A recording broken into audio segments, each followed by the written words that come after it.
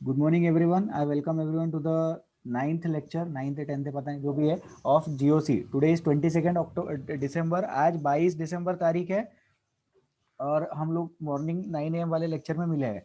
ठीक है, तो लास्ट टर्न पे हम लोगों ने इलेक्ट्रोमैग्नेटिक इफेक्ट देखा था और उसी के साथ उससे पहले हम लोगों ने हाइपर कॉन्जुगेशन देखा था। तो हाइपर कॉन्जुगेशन या इलेक्ट्रोमैग्नेटिक इफेक्ट में किसी को कोई डाउट है तो प्लीज पूछ लो। Hyper conjugation and electromagnetic effect. If anyone is having any difficulties, please ask right now.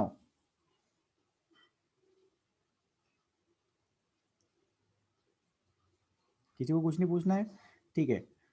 तो सब लोग एक क्वेश्चन लिखेंगे। ऐसा डबल बॉन्ड बनाओ। अरे यार क्या हो रहा है,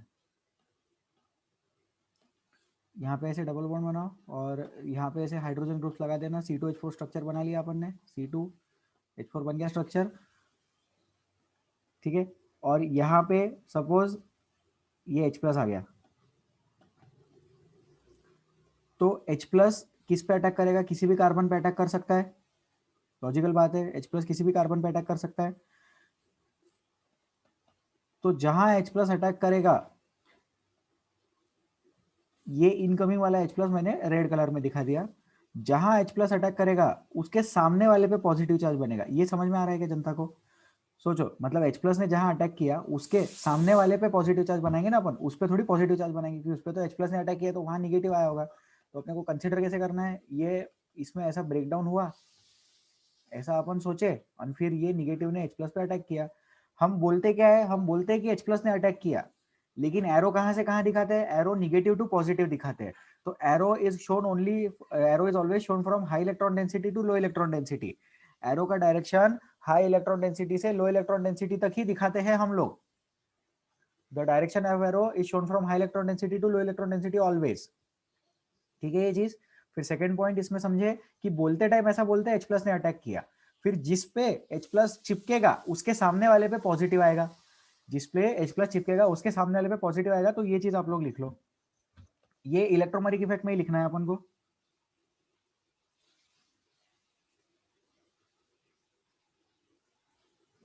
इसको लिख लो जल्दी से, फिर एक क्वेश्चन सॉल्व करेंगे इसमें।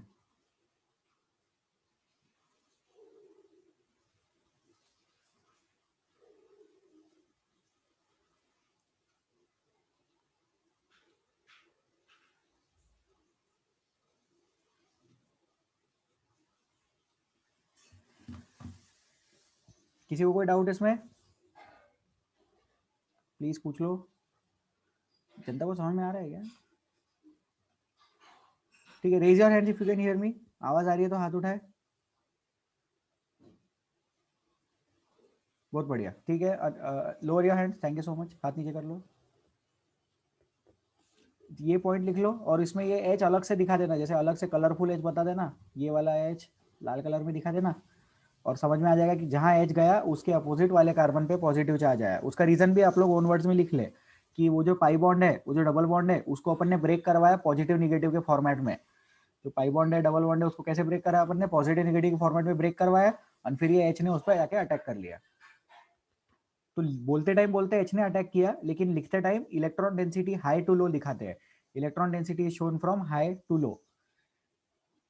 ठीक है, फिर ये फाइनल चीज बन गई। जैसे ये इंटरमीडिएट फॉर्मेशन हो गया, क्या इंटरमीडिएट बना? इसमें कार्बोकैटायन बना, राइट। तो इलेक्ट्रॉन डेंसिटी कहाँ जा रही है? इसमें अपन देख पा रहे हैं कि density electron density is going electron density is going towards the group. वो जो इनकमिंग ग्रुप था उस पे इलेक्ट्रॉन डेंसिटी गई ना, तो electron density is going towards the group, तो इसको बोलते हैं माइनस ई इफेक्ट, है ना। जैसे माइनस आई क्या था? इलेक्ट्रॉन डेंसिटी खींच रहा था, क्लोरीन फ्लोरीन ब्रोमीन। फिर माइनस आर क्या था? इलेक्ट्रॉन डेंसिटी रेजोनेंस से खींच रहा था। माइनस आई इंडक्टिव से खींचने वाला, माइनस आर रेजोनेंस से खींचने वाला, तो माइनस ई इलेक्ट्रोमैग्नेटिक से खींचने वाला। तो electron density is going towards the group, group की तरफ इलेक्ट्रॉन डेंसिटी जा रहा है। Electron density is going towards the group, therefore it will be minus E effect. Negative electromagnetic effect लिखेंगे अपन इसमें। क्या लिखेंगे? Negative electromagnetic effect, minus E. Negative electromagnetic effect minus E, electron density is going towards the group. लिख लो इस चीज को। फिर बाजू में ऐसा छोटा सा पॉइंट करके लिख लेना, पॉजिटिव इलेक्ट्रोमेरिक इफेक्ट क्या रहता है, प्लस ई, पॉजिटिव इलेक्ट्रोमेरिक इफेक्ट प्लस ई। तो वो कौन सा ग्रुप दिखाएगा, जैसे सपोज Cn माइनस आगे अटैक कर रहा है, तो Cn माइनस आगे अटैक करेगा डबल बॉन्ड पे। तो इसको देखो, यहाँ पे देखो कैसे लिखते हैं इसको, Cn minus C double bond C, ये ऐसे अटैक दिखाते, फिर ये एरो ऐसे दिखाते, फिर ऐसे रिएक्शन का एरो लिख के ऐसे दिखा देते कि इस पे आया निगेटिव चार्ज और ये Cn ऐसे अटैच हुआ। ध्यान से देखे, यहाँ पे जो Cn बनाया है उसको ऐसा Nc लिखा है क्योंकि carbon carbon bond formation is taking place. अगर उसको ऐसा लिखोगे CnCc, तो देखने वाले को लगेगा कि आइसोसाइनाइड की बात हो रही है। तो आइसोसाइनाइड की बात नहीं कर रहे अपन अपन साइनाइड की बात कर रहे हैं, क्योंकि कार्बन कार्बन बॉन्ड अटैच हो रहा है, carbon carbon sigma bond formation is taking place. क्या टेक प्लेस हो रहा है, carbon carbon sigma bond formation is taking place. तो लिख लो इस चीज को भी। तो प्लस ई इफेक्ट और माइनस ई इफेक्ट, ये दो इफेक्ट अपन ने देख लिए। इसमें किसी को कोई डाउट है? Harsh? Sir electron density is going towards the group, इस स्टेटमेंट का मतलब नहीं समझा। हाँ, आपको देखो ये पाई बॉन्ड दिखा, हाँ सर। ये पाई बॉन्ड निगेटिव और पॉजिटिव में ब्रेक हुआ, हाँ सर। ग्रुप की तरफ इलेक्ट्रॉन डेंसिटी जा रही है, ये ग्रुप है, okay sir. Incoming group. Click हुआ क्या? हाँ सर, क्लिक हुआ। इधर इलेक्ट्रॉन डेंसिटी ग्रुप से आ रही है, बराबर। हाँ सर। ये देखो ये कार्बोकैटायन है, ये इसके नेबर्स है, नेबर से इलेक्ट्रॉन डेंसिटी आती, बराबर है। हाँ। तो नेबर लगाते पॉजिटिव इंडक्टिव इफेक्ट। यस। तो यहाँ भी ग्रुप से इलेक्ट्रॉन डेंसिटी आ रही है, तो ग्रुप ने लगाया पॉजिटिव इंडक्टिव इफेक्ट। ओके हाँ सर, समझ गया। Okay, very good very good. लिख लो, जल्दी करें। तो लास्ट टर्म पे हमने कॉन्सेप्ट देखा था, electromeric effect is temporary effect. Electromeric effect क्या है? टेम्पररी इफेक्ट है। तो टेम्पररी इफेक्ट में अपन लिखते हैं, अगर ग्रुप हटा दिया तो इफेक्ट खत्म हो गया, ग्रुप हटा दिया तो इफेक्ट खत्म हो गया। रेजोनेंस, हाइपर कॉन्जुगेशन और इंडक्टिव, ये क्या है? ये परमानेंट इफेक्ट्स है। Resonance, hyper conjugation and inductive are permanent effects. Electromeric is a temporary effect. फिर और एक चीज, आप लोगों को पेज का मॉड्यूल मिल गया होगा, मैंने देखा था ग्रुप पे जीओसी का मॉड्यूल आ गया है, पीडीएफ नहीं आया होगा तो आप लोगों के पैनेशिया पेज पे भी होगा, तो वो भी आप लोग डाउनलोड कर ले, उसको पढ़ ले, उसमें से भी डाउट्स पूछे। अपन अभी थ्योरी कवर कर रहे हैं, एक टाइम आएगा जब मैं बोलूंगा क्वेश्चन सॉल्व कर लेना, तो सेफ हैंड्स के स्टडी मटेरियल से भी क्वेश्चन सॉल्व कर लेना और पेज के मटेरियल से भी क्वेश्चन सॉल्व कर लेना। फिर इसकी भी असाइनमेंट अपन बांट देंगे। हाँ सर, आप बस क्वेश्चन सॉल्व कराते रहो, डाउट्स मत लो हमारे, अपन डाउट्स भी लेंगे। एक टाइम जरूर आएगा जब अपन डिफिकल्टीज भी कंडक्ट करेंगे, पहले आइसोमरिज्म की, बाद में आगे के चैप्टर्स की। होल्ड करो एक सेकेंड अभी।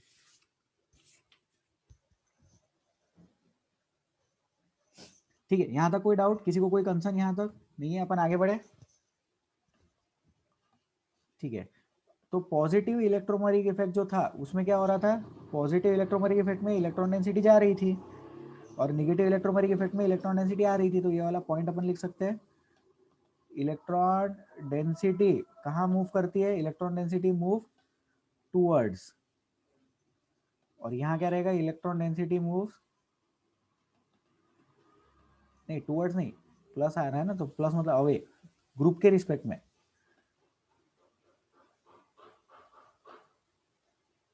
इलेक्ट्रॉन डेंसिटी मूव्स अवे और यहाँ पे इलेक्ट्रॉन डेंसिटी मूव्स टूवर्ड्स, और वो ग्रुप भी लिख लेना, टूवर्ड्स द ग्रुप, एंड यहाँ पे भी moves away from the group. Example वगैरह लिख लेना।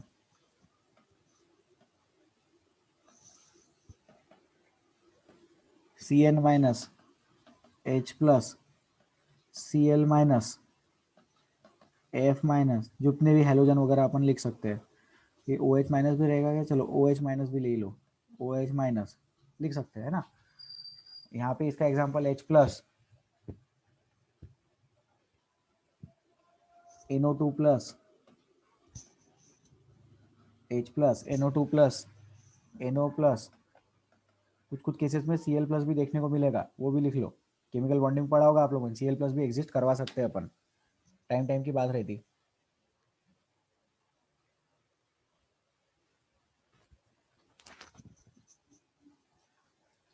ठीक है, एग्जांपल्स बता दिए, कंसेप्ट बता दिया, किसी को कोई डाउट है तो प्लीज पूछ लो।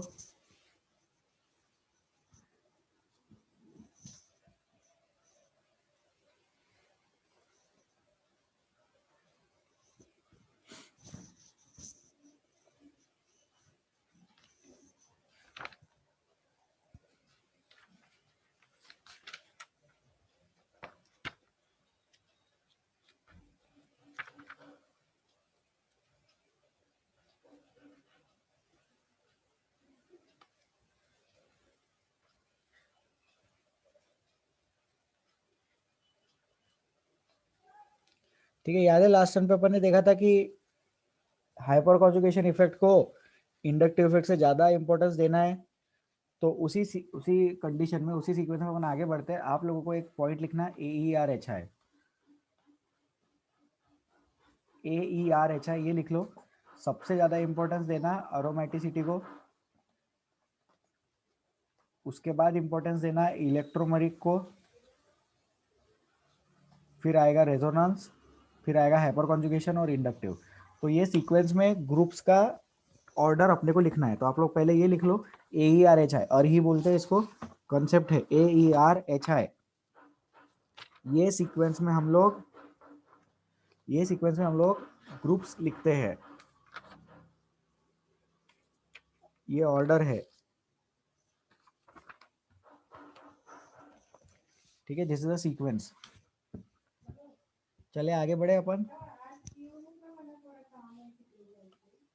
आगे बढ़ते हैं। किसी को कोई डाउट? No doubts. ये AERHI समझा सबको? सबसे ज्यादा इंपॉर्टेंस है अरोमेटिसिटी। क्या होता है अरोमेटिसिटी देखेंगे अपन। अपने को ये तो मालूम है ना, बेंजीन रिंग वाली चीज को अरोमेटिसिटी बोलते हैं। फिर इलेक्ट्रोमेरिक अभी देख लिया, टेम्पररी इफेक्ट है लेकिन ज्यादा पावरफुल है। फिर आता है रेजोनेंस, फिर आता है हाइपर कॉन्जुगेशन, और लास्ट में आता है इंडक्टिव इफेक्ट। और हाइपर कॉन्जुगेशन और इंडक्टिव में अगर अपोजिट आंसर आया तो हाइपर कॉन्जुगेशन की सुनना, हाइपर कॉन्जुगेशन के रिस्पेक्ट में अपन आंसर लिखते हैं अगर अपोजिट आंसर आता है तो। फिर रेजोनेंस और इंडक्टिव में भी कभी कभी अपोजिट आंसर आएगा तो रेजोनेंस को ज्यादा इंपॉर्टेंस देते हैं। Resonance is given more importance over inductive effect. ठीक है ये चीज। चलो अब अपन आगे बढ़ेंगे। अब क्या हुआ, अब हम लोगों ने ग्रुप्स स्टडी कर लिए, मतलब मेजरली अपन ने रेजोनेंस का एक बेसिक इंट्रोडक्शन ले लिया, इंडक्टिव का ले लिया, हाइपर कॉन्जुगेशन का ले लिया, और इलेक्ट्रोमेरिक इफेक्ट का भी ले लिया।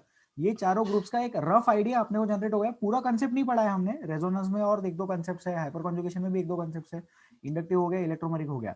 वो कंसेप्ट जैसे जैसे यूज करेंगे तब अपन डिस्कस करेंगे। अब हम लोगों को नया आर्टिकल स्टार्ट करना है इसी चैप्टर का, जीओसी का ही आर्टिकल है, जिसको बोलते हैं एसिड बेस कैरेक्टर। तो यहाँ पे हम लोग एसिड बेस की थ्योरी सीखने वाले हैं, एसिड बेस कैरेक्टर या एसिड बेस टेंडेंसी। तो जो 9th-10th में अपन ने एसिडिटी एंड बेसिसिटी कंसेप्ट पढ़ा था, अरेनियस थ्योरी पढ़ा था, तो वो वाली थ्योरीज अपने को डिस्कस करनी है। तो there are 3 theories of acid bases theory. तो पहले तो मुझे ये बताओ कि आप लोगों ने ल्यूइस एसिड बेस थ्योरी पढ़ा है क्या? कोई भी स्टूडेंट हाथ उठाओ जिनसे मैं बात करूं और जो बात करना चाहे। आदित्य अनम्यूट। सर नहीं पढ़ा। अच्छा, ब्रॉन्स्टेड लोरी एसिड बेस कंसेप्ट पढ़ा है? नो। और अरेनियस थ्योरी पढ़ा होगा, वो तो सभी पढ़ते हैं, है ना? यस। हाँ ठीक है। तो अभी 3 थ्योरीज है, तो आप लोग पहले लिख लो, स्टेटमेंट लिख लो, there are 3 theories for acid base character. Acid base define करने के लिए 3 थ्योरीज है।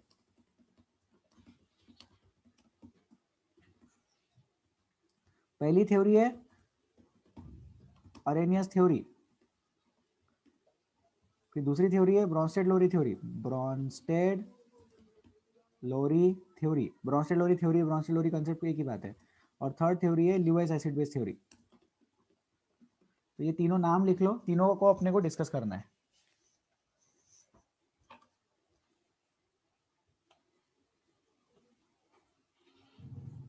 ठीक है, अरेनियस थ्योरी देखो, H+ donors are acids, OH- donors are bases. H+ donor acid है, OH- डोनर बेस है।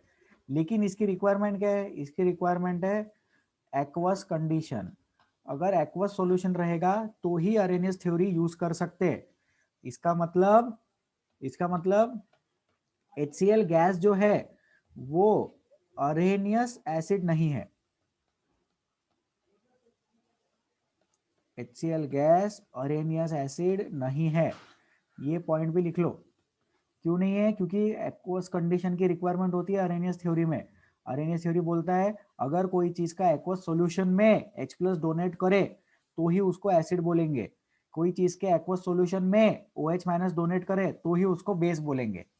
तो ये अरेनियस थ्योरी का डेफिनेशन है।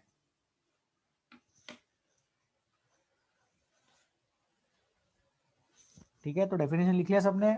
H+ donors are acids, OH- donors are bases. बोलिए शांतनु। सर मतलब HCl गैसियस को पानी में डाला तो फिर H+ और Cl- नहीं डिसोसिएट होगा? होगा ना डिसोसिएट, पानी में डालने के बाद होगा ना। तो गैस फॉर्म में वो अरेनियस नहीं है। अरेनियस की थ्योरी की रिक्वायरमेंट एक्वस सॉल्यूशन में रहेगा तो ही एसिड बोलेंगे। सो वो ऐसा है ना कि the compound when dissolved in water gives H+ there is acid. हाँ, तो डिजोल्व इन वाटर के बाद उसको एसिड बोलेंगे। मतलब ओके ऐसा सर। नहीं कि जो कंपाउंड डिजोल्व हो सकता वो कंपाउंड को वो फॉर्म में एसिड बोलेंगे, नहीं नहीं, डिजोल्व होने के बाद जो बना उसको एसिड बोलेंगे। ठीक है, ओके सर, ओके सर। बहुत अच्छा डाउट है आपका। बहुत बड़ा मिसकंसेप्शन होता है स्टूडेंट्स का। तो आप लोग लिखना ऐसा, HCl एक्वस एसिड है, HCl गैस एसिड नहीं है, ऐसा लिखेंगे। ये चीज जो मैंने अंडरलाइन की है वो पानी में डिजोल्व होती, बिल्कुल होती। पानी में डिजोल्व होने के बाद H+Cl- में ब्रेक होती, बिल्कुल होती। पानी में डिजोल्व होने के बाद एसिड रहती, बिल्कुल रहती। लेकिन ये सारी चीजें कब? पानी में डिजोल्व होने के बाद। जब तक डिजोल्व नहीं किया तब तक अरेनियस एसिड नहीं रहा। तो ये लिख लेंगे सब लोग। शांतनु, और डाउट है क्या?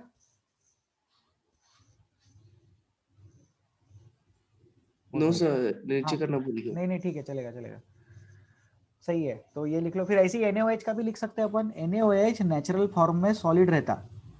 NaOH के व्हाइट कलर का पाउडर मिलता है, ऐसे छोटे छोटे क्रिस्टल के जैसा मिलता, खड़ी शक्कर के जैसा। तो NaOH सॉलिड भी क्या लिखेंगे अपन? बेस नहीं है, लेकिन NaOH एक्वस बेस है। NaOH aqueous is base, NaOH solid is not base. तो ये भी लिख लो। उसका भी रीजन वही, अरेनियस थ्योरी। तो अरेनियस थ्योरी का लिमिटेशन क्या है? अभी पहले पॉइंट लिख लिया। देखो, सबसे पहले अपन ने डेफिनेशन लिख ली, अरेनियस थ्योरी की रिक्वायरमेंट लिख ली, और ये कुछ एग्जांपल्स लिख लिए। अब इसका अपन लिमिटेशन लिखेंगे। पहले हर्ष का डाउट लेंगे। सर NaOH सॉलिड बेस ही नहीं है कि अरेनियस थ्योरी के रिस्पेक्ट में बेस नहीं है? हाँ, वेरी गुड। तो अरेनियस थ्योरी के रिगार्डिंग बेस नहीं है, किसी दूसरी थ्योरी के रिगार्डिंग बेस है कि नहीं वो अपन दूसरी थ्योरी स्टडी करने के बाद देखेंगे। समझा? Okay sir. ठीक यस है, सर। Okay sir. तो अभी हम अरेनियस थ्योरी देख रहे हैं। अरेनियस थ्योरी के अकॉर्डिंग वो बेस नहीं है। NaOH actually, NaOH solid base है कि नहीं, ये चीज अपने को फ्यूचर में अभी 15-20 मिनट बाद पता चलेगा। Same thing for HCl gas.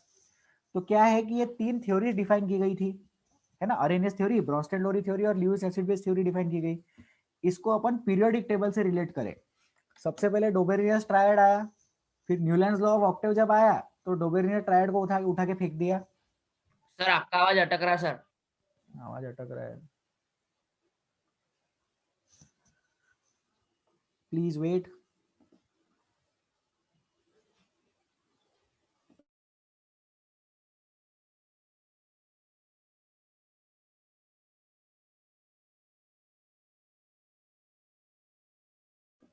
Please give me a moment, मैं इंटरनेट कनेक्शन चेंज कर रहा हूँ तो I will be disconnected for a moment.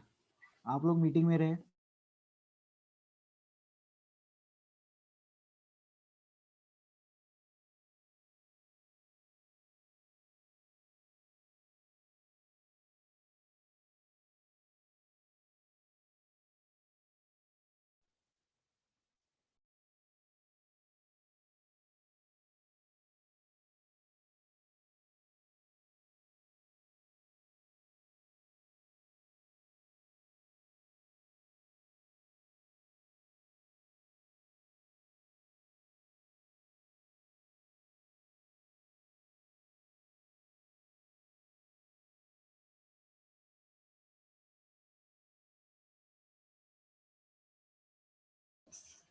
Hello, अब बेटर है क्या? अब शायद बेटर है।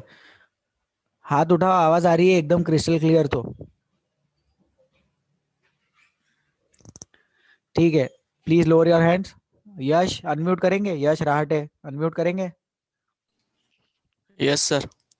सर मेरे पीछे पीछे बोलो, NaOH एक्वस बेस है। NaOH एक्वस बेस है। बहुत बढ़िया, बिल्कुल टाइम लैग नहीं है, अभी सही चल रहा है। म्यूट कर लो, थैंक यू।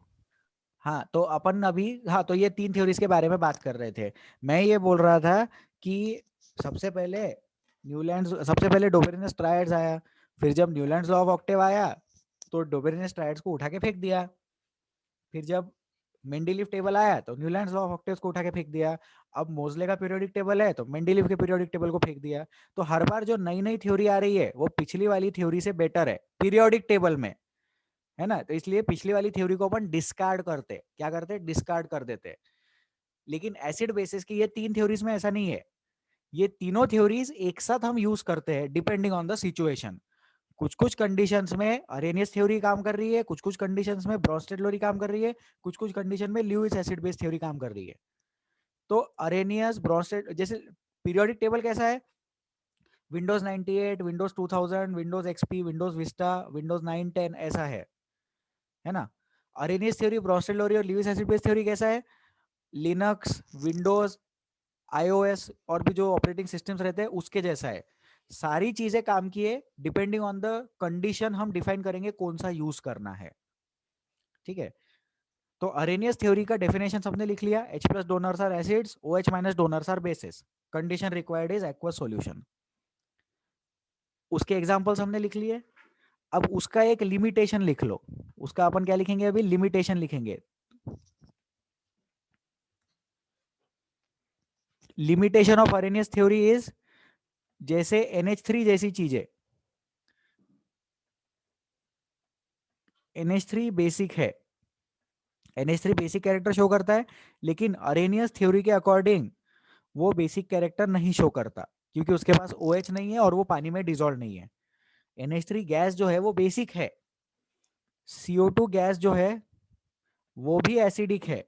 लेकिन ऐसी दुनिया में बहुत सारी चीजें हैं जो एसिडिक या बेसिक कैरेक्टर तो शो करती है, लेकिन अरेनियस थ्योरी के अकॉर्डिंग उनको डेफिनेशन में नहीं यूज कर सकते। तो आप लोग लिखेंगे limitation, limitation of Arrhenius theory. There are many compounds, there are many compounds such as NH3, such as CO2. There are many compounds such as NH3, CO2 which show basic and acidic behavior respectively. Respectively लिखना, जैसे CO2 को respect देना acidic लिखना और NH3 को respect देना और basic लिखना। हालांकि रिस्पेक्टिव का मतलब रिस्पेक्ट नहीं रहता, जान दो, बाद में देखेंगे वो।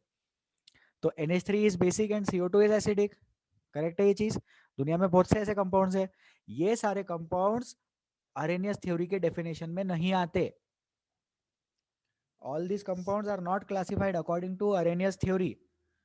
All these compounds are not classified according to Arrhenius theory of acids and bases. Therefore, a new theory was required. इसलिए एक नया थ्योरी का रिक्वायरमेंट था दुनिया में। Therefore, a new theory was required.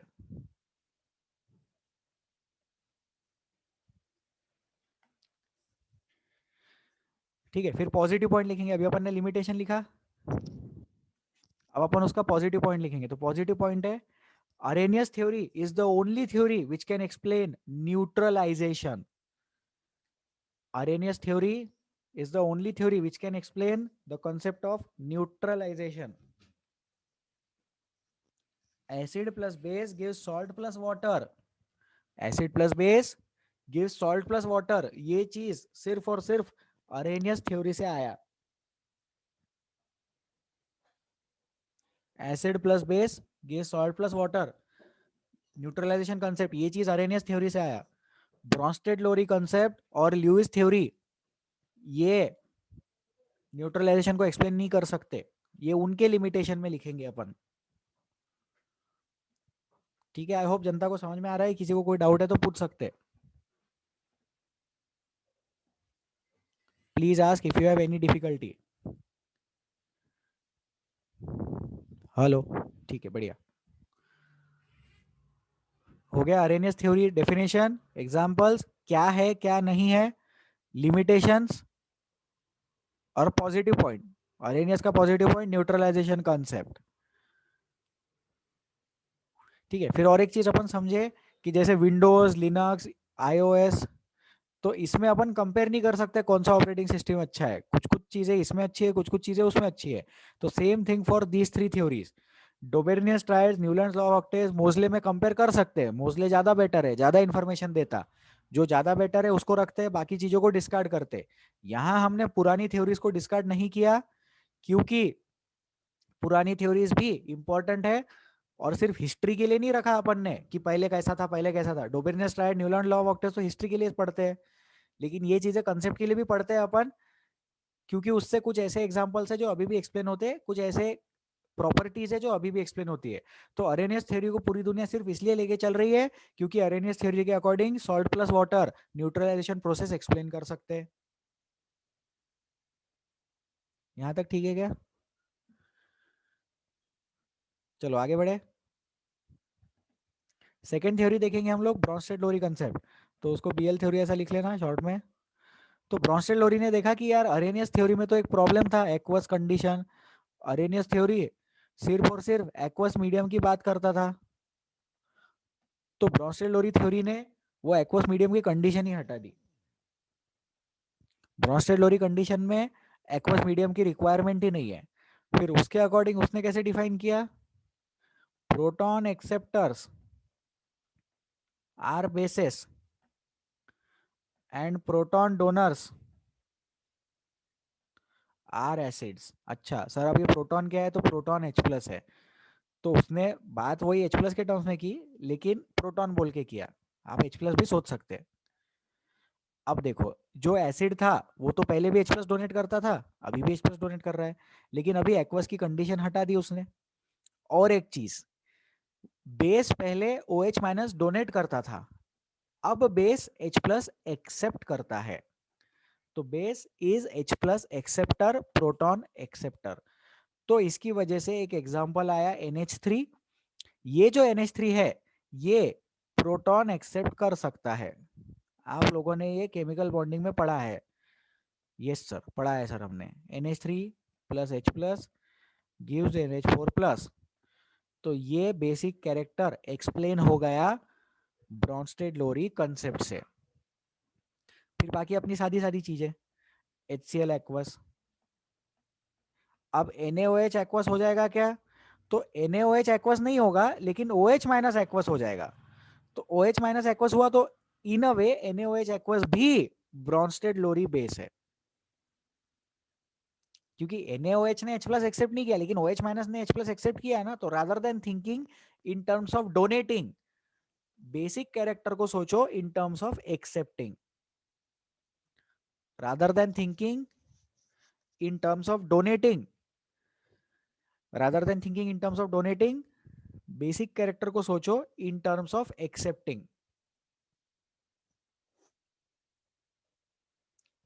Think about basic character in terms of accepting of H plus, proton acceptors.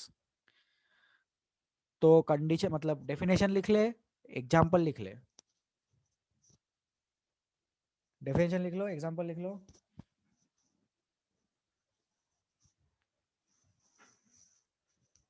तो जिन्होंने अभी डाउट पूछा था सर वो HCl गैस अरेनियस एसिड नहीं है कि एसिडिच नहीं है, वो स्टूडेंट एक बार हाथ उठाएंगे प्लीज।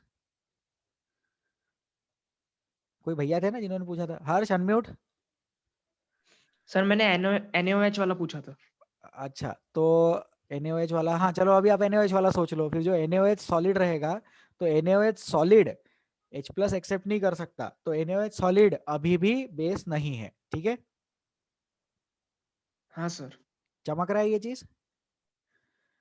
Yes sir. तो NaOH एक्वस ने OH माइनस डिसोसिएट हो गया, जैसे अपने को मालूम है ना सॉलिड चीजें वैसी कटायन और अनायन में डिसोसिएट नहीं होती, पानी में डालने के बाद वो चीजें आयोनाइज या डिसोसिएट हो जाती, तो पानी में डालना is a different thing. NaOH solid H plus नहीं ले सकता, तो इसलिए NaOH सॉलिड ब्रॉन्स्टेड-लोरी बेस नहीं है। उसी तरह से HCl गैस भी, उसी तरह से HCl गैस भी ब्रॉन्स्टेड-लोरी बेस, ब्रॉन्स्टेड-लोरी एसिड नहीं है। HCl gas is also not a Bronsted-Lowry acid. क्योंकि वो H+ नहीं डोनेट कर सकता, वो कोवेलेंट बॉन्ड टूट के नहीं जाता उसका। ठीक है, श्वेता का डाउट था, श्वेता अनम्यूट करे, हाथ उठाए। जो भी आपने एक्सप्लेन कर दिया। हो गया एक्सप्लेन, बहुत बढ़िया, हाथ नीचे कर लो, वेरी गुड। तो अपन ने डेफिनेशन लिख लिया, अपन ने एग्जांपल्स लिख लिया, अब इसका लिखेंगे लिमिटेशन। इसका लिमिटेशन लिखो, कैन नॉट एक्सप्लेन न्यूट्रलाइजेशन। इसका लिमिटेशन लिखो, can not explain neutralisation. Can not explain neutralisation.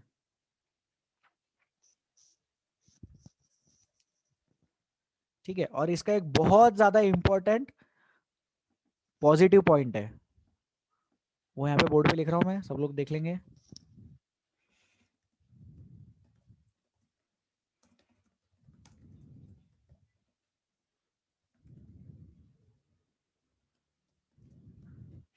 It can explain the concept of conjugate acid base pair. It can explain the concept of conjugate acid base pair. Conjugate acid base pair का concept वो चीज explain कर सकता है। कौन सा ईट क्या है, यहाँ पे ब्रॉन्स्टेड-लोरी थ्योरी है। ब्रॉन्स्टेड-लोरी थ्योरी explain कर सकता है conjugate acid base pair का concept। conjugate acid base pair का concept ब्रॉन्स्टेड-लोरी थ्योरी explain कर सकता है। सर अब ये क्या होता है, ये करेंगे अपन, अभी डिस्कस करेंगे, अभी लिख लो सिर्फ conjugate acid base pair। conjugate acid base pair theory can be explained by Bronsted Lowry theory. ठीक है, चले आगे, आगे बढ़े। कोई डाउट प्लीज पूछ लो, शर्माओ मत, घर की बात है अपनी। ठीक है, नेक्स्ट। तो ब्रॉन्स्टेड-लोरी थ्योरी में अपन ने डेफिनेशन लिख ली, अपन ने एग्जांपल लिख लिए, अपन ने लिमिटेशन भी लिख लिया, और अपन ने उसका पॉजिटिव पॉइंट भी लिख लिया। ठीक है, लास्ट थ्योरी देखेंगे। लास्ट थ्योरी सबसे ज्यादा इंपॉर्टेंट थ्योरी, ऐसा नहीं है कि बाकी थ्योरीज इंपॉर्टेंट नहीं है क्या, लेकिन लास्ट थ्योरी का हम लोग सबसे ज्यादा यूज करने वाले हैं।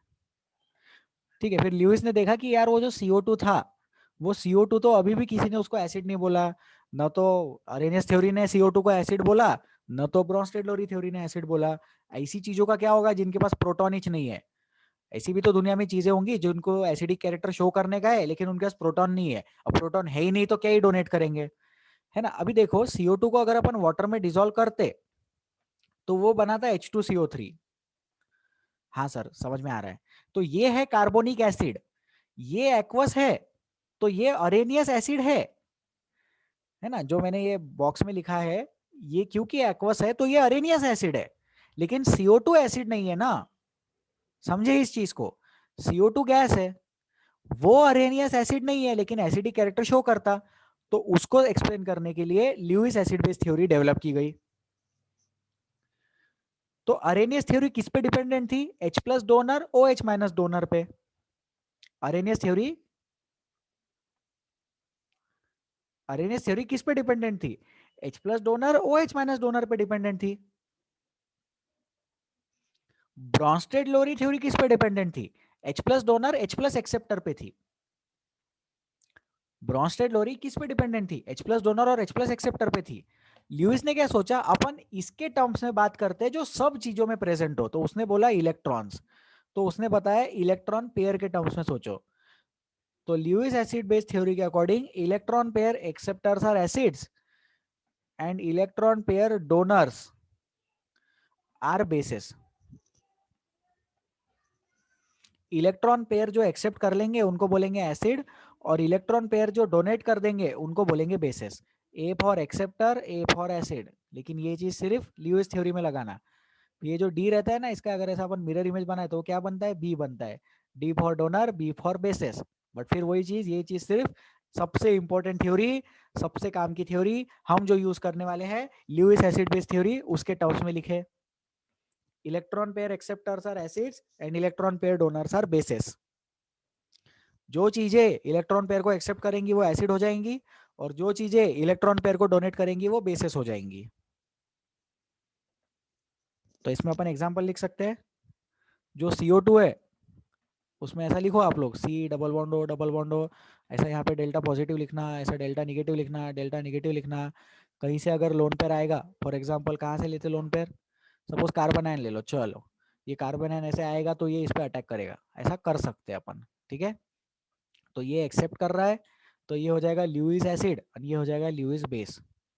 तो ये एग्जाम्पल भी आप लोग लिख सकते हैं नीचे, और कोई डाउट है तो हाथ उठा के पूछ सकते हैं।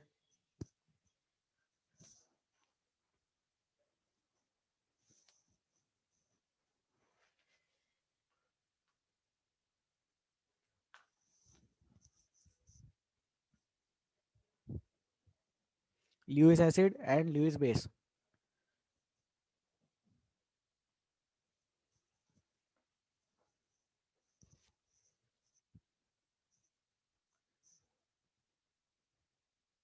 तो डेफिनेशन लिख लिया सबने, एग्जाम्पल लिख लिया सबने, कंसेप्ट भी लिख लिया सबने। अब लिखो लिमिटेशन। इसका लिमिटेशन क्या है? वही न्यूट्रलाइजेशन एक्सप्लेन नहीं कर सकते।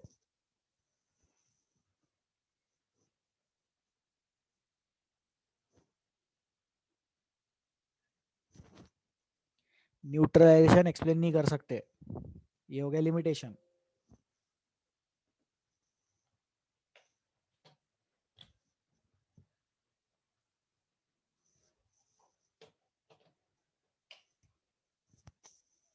और इसका भी पॉजिटिव पॉइंट वही, it can explain the concept of conjugate acid base pair.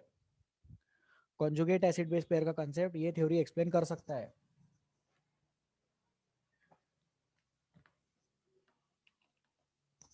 Lewis acid base theory explains the concept of conjugate acid base pair.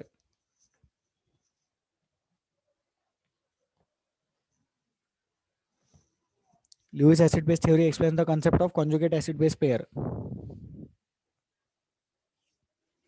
ठीक है, लिख लिया सबने?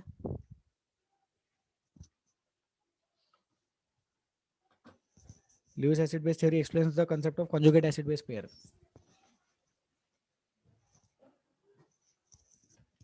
बताओ, अब ये तीन थ्योरीज में किसी को कोई doubt? Conjugate acid base pair क्या होता है अपन करेंगे अभी डिस्कस, बट उसके अलावा कोई doubt? Any difficulty other than conjugate acid base pair? नहीं है? ठीक है, अब अपन कुछ पॉइंट्स लिखेंगे, वो पॉइंट्स आप लोगों को लिखने हैं, लर्न करना है।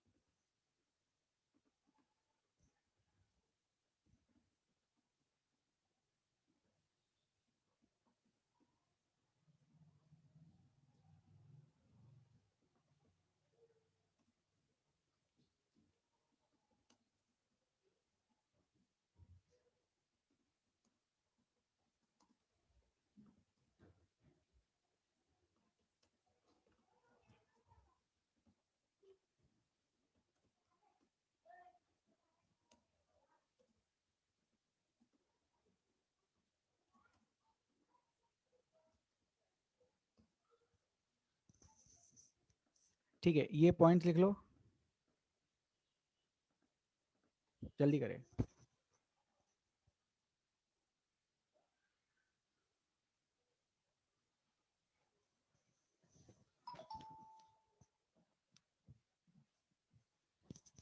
और ये पॉइंट्स में कोई डाउट है तो पूछ लो।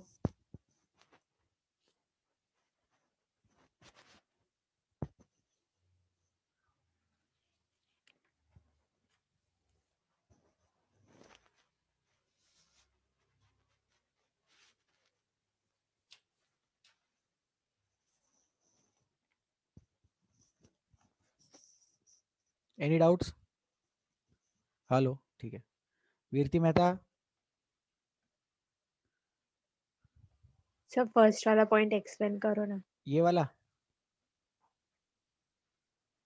हाँ हाँ, lone pair of electrons donated to proton. देखो अभी बेस क्या है, ल्यूइस बेस क्या है, जिसके पास लोन पेयर ऑफ इलेक्ट्रॉन है वो डोनेट कर सकता। तो सिर्फ लोन पेयर डोनेट किया मतलब बेस, ये हो गया ल्यूइस का definition.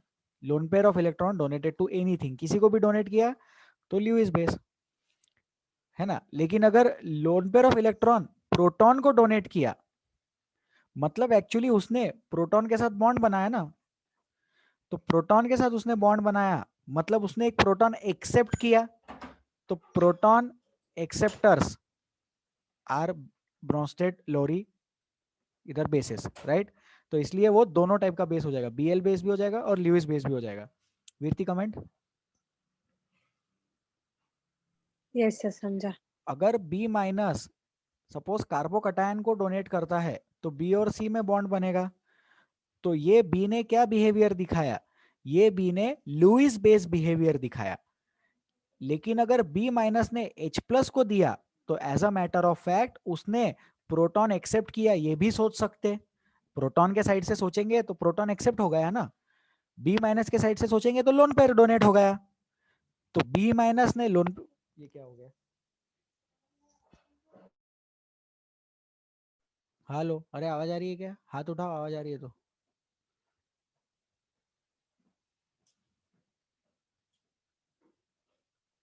Okay please lower your hands, thank you.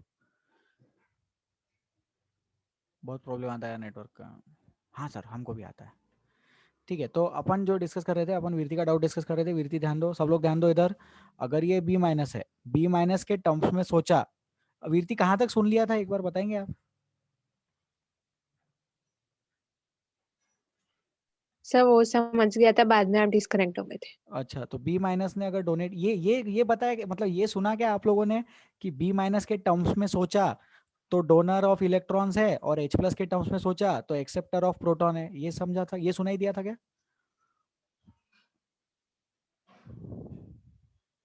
Yes sir. ठीक है बढ़िया, फिर हो गया वो कंसेप्ट। तो वो वाला पॉइंट क्लियर हो गया सबको, और वो 3-4 जो पॉइंट्स लिखे थे वो चले गए, आप लोग बाद में रिकॉर्डिंग में देख सकते हैं।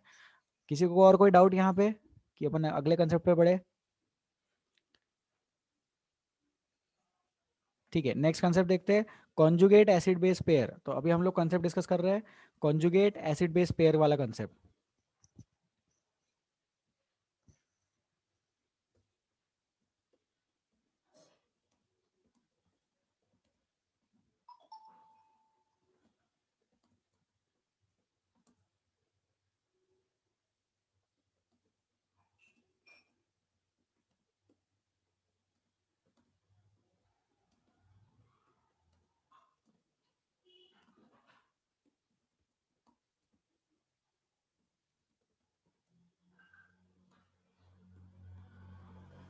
स्टेटमेंट लिखेंगे, बाद में एग्जाम्पल लिखेंगे।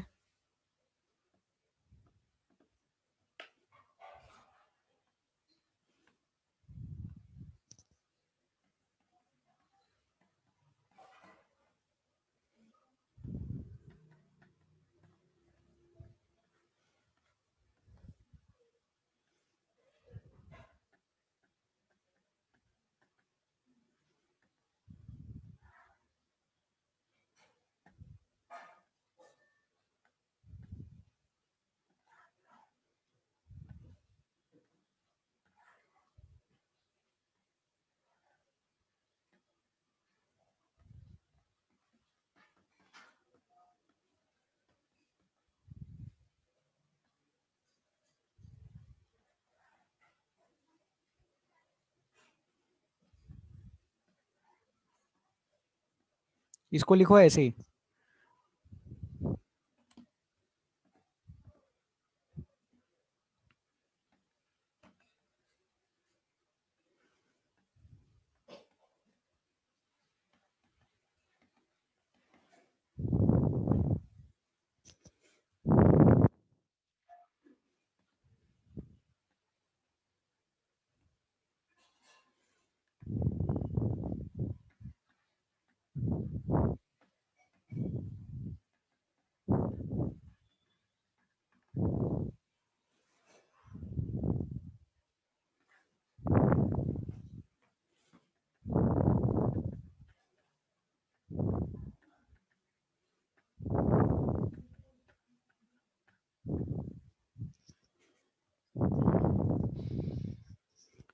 ये पॉइंट भी लिखेंगे, इसको लिख लो फिर एक्सप्लेन करते हैं।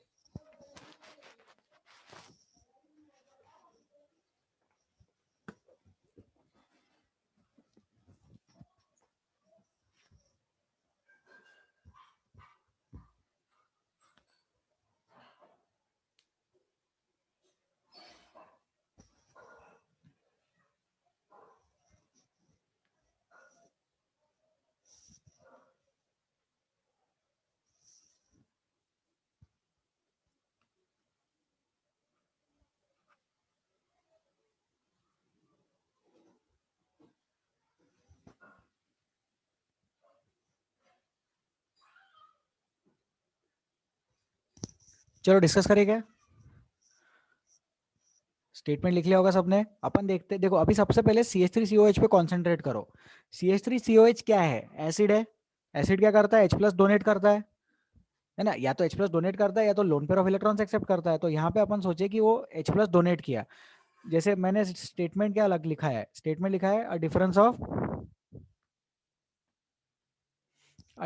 1 H+ आयन, एक H+ कटायन, एक प्रोटॉन का डिफरेंस जिसमें रहता है उसको अपन कॉन्जुगेट एसिड बेस पेयर बोलते हैं, राइट? तो ये जो CH3COH है, अगर इसने H+ डोनेट कर दिया तो H+ जाने के बाद CH3CO- बनेगा, तो ये चीज बन गई। और इसने एक्सेप्ट किया तो ये एक्सेप्ट करने के बाद ये चीज बना जाएगा NH4+ ammonium ion, ammonium cation बनाएगा। तो फिर यहाँ पे समझे कि CH3COH और CH3CO- ये दो चीजें हैं, ये दोनों आपस में कॉन्जुगेट एसिड बेस है। और उधर NH3 और NH4+ ये दोनों आपस में कॉन्जुगेट एसिड बेस पेयर है। तो NH3 का कॉन्जुगेट एसिड NH4+ है। अब ये रिएक्शन में रिवर्सिबल एरो लिखा है अपन ने, इसको समझे। रिएक्शन आगे भी जा सकता, पीछे भी जा सकता। आगे जाएगा तो CH3COH is behaving as a acid, पीछे जाएगा तो NH4+ is behaving as an acid. पीछे जाते वक्त NH4+ ने एसिड जैसा बिहेवियर दिखाया और आगे जाते वक्त एसिटिक एसिड ने एसिड जैसा बिहेवियर दिखाया। तो इसको बोलते हैं conjugate acid base pair. This thing is called as conjugate acid base pair. Any doubts? तो फिर NH4+ को लेविस एसिड बोलते आएगा। ल्यूइस एसिड क्या रहता? जो लोन पेयर एक्सेप्ट करता। तो नहीं, सर आपका NH4+ को, आवाज है। आवाज कट रहा है, NH4+ को ल्यूइस एसिड नहीं बोलते आएगा, उसको सिर्फ ब्रॉन्स्टेड एसिड बोलते आएगा, क्योंकि वो H+ डोनेट करता है। अपन ने लिखा ना कि ल्यूइस एसिड बेस और ब्रॉन्स्टेड लोरी दोनों कॉन्जुगेट एसिड बेस कॉन्सेप्ट को एक्सप्लेन करते, लेकिन ज्यादा इंपॉर्टेंट ब्रॉन्स्टेड लोरी है। तो हमेशा conjugate acid base concept Bronsted Lowry के टर्म्स में सोचे। हमेशा कॉन्जुगेट एसिड बेस पेयर ये ब्रॉन्स्टेड लोरी के टर्म्स में सोचे तो हो जाएगा। NH4+ Bronsted base, sorry NH4+ Bronsted acid H+ donate किया, CH3CO- Bronsted acid H+ accept किया, H+ एक्सेप्ट किया CH3CO- ने, और H+ डोनेट किया NH4+ ने। ठीक है, हो गया ये चीज।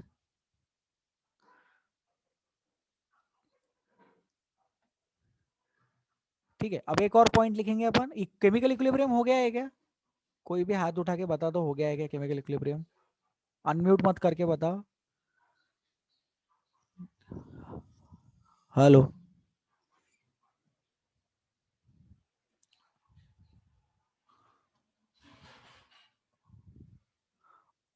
ओम अनम्यूट, ओम।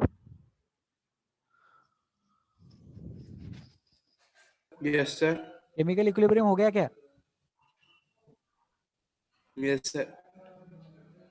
पढ़ा दिया गया है ना?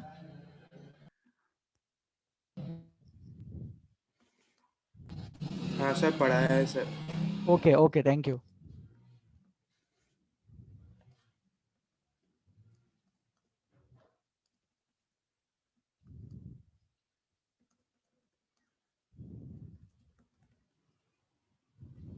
स्टेटमेंट लिखेंगे, ये जो इक्विलिब्रियम रिएक्शन है ये कहाँ शिफ्ट होता है?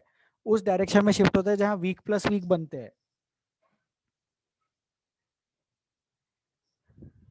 This equilibrium reaction shifts in the direction where weak plus weak are formed, where weak acid and weak base are formed.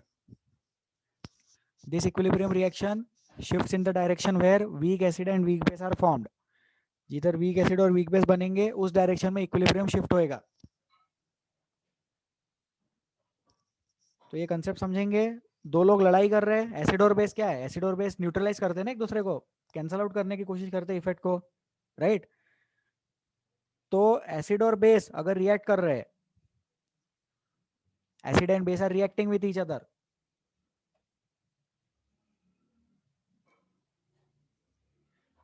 तो एसिड और बेस एक दूसरे को कैंसल आउट करने की कोशिश कर रहे हैं। दो स्ट्रॉन्ग लोग अगर फाइटिंग करेंगे तो दोनों वीक हो जाएंगे, लेकिन दो वीक लोग फाइटिंग करके स्ट्रॉन्ग नहीं हो सकते। तो इक्विलिब्रियम हमेशा कहाँ जाएगा? वीक के डायरेक्शन में शिफ्ट करेगा। तो equilibrium shifts in the direction towards the weak side. Strong plus strong react to give weak plus weak, but it cannot happen the other way around. Board का content में delete कर रहा हूं।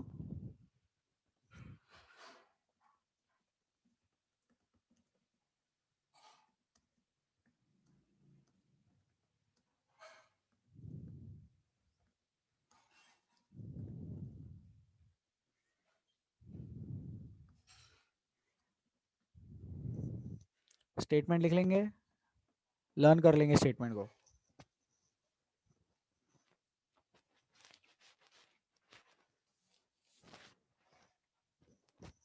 ठीक है, और एक स्टेटमेंट लिख रहे हैं, ये भी स्टेटमेंट लर्न कर लेना। ये स्टेटमेंट नेक्स्ट टर्न पे एक्सप्लेन करेंगे।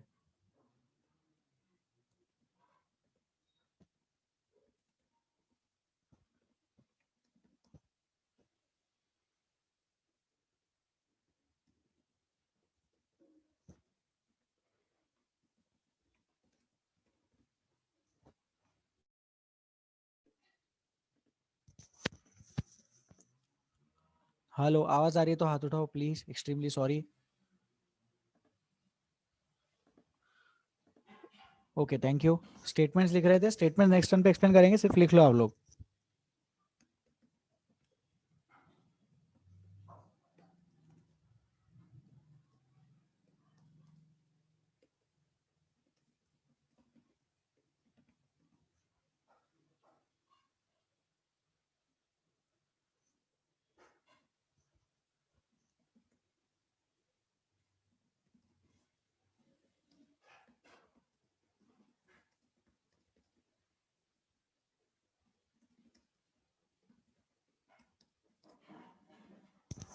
ठीक है, दो स्टेटमेंट्स लिख लो जल्दी से।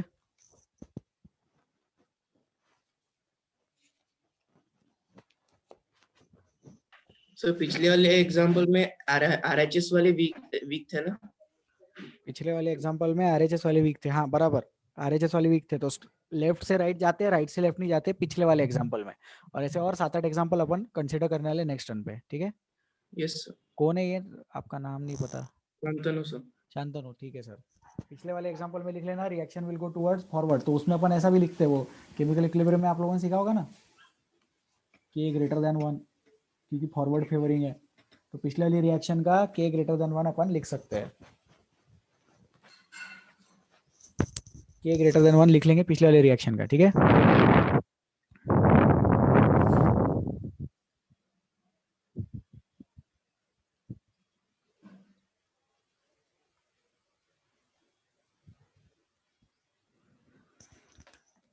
ठीक है, समझ में आया सबको? किसी को कोई डाउट? ये दो कंसेप्ट ये तो पढ़ा दिया ना, ये पढ़ा दिया, वीरती ने डाउट भी पूछा था। और ये वाला नेक्स्ट टर्न पे डिस्कस करेंगे अपन। स्ट्रॉन्ग एंड स्ट्रॉन्ग वीक और वीक बनाते हैं, लेकिन अपोजिट पॉसिबल नहीं है। पिछले वाली एग्जांपल में दो स्ट्रॉन्ग मिलके वीक बना रहे थे, तो ये पिछले वाले एग्जांपल का K ग्रेटर देन 1 है। एसिटिक एसिड प्लस अमोनिया से जो भी कटायन और अनायन बनेंगे वो वीक वाले एसिड और बेस है रिस्पेक्टिवली। करेंगे अपन उस चीज को डिस्कस आगे। ठीक है, तो अभी लिख लो K equilibrium greater than 1। Any doubts? No doubts. ठीक है, thank you so much for attending the class. Please take care of yourselves.